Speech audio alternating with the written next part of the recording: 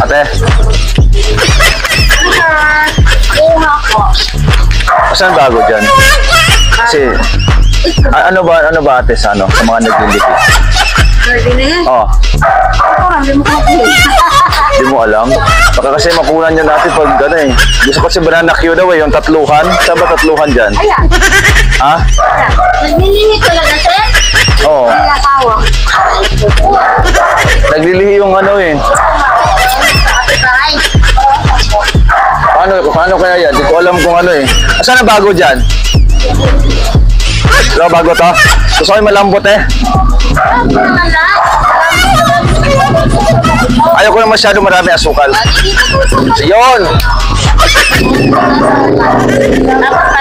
Malambot ba?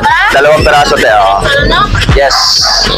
Isa. Bastos naman diretso lunok. Oy! Wala pa. Wala.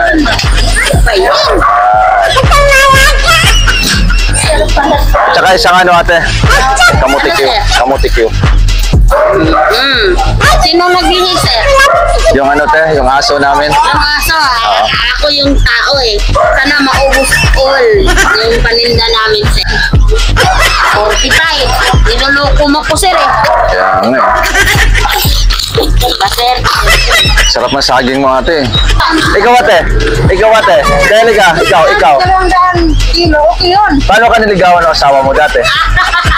Ligawan. Yung totoo. Anong binigay sa'yo?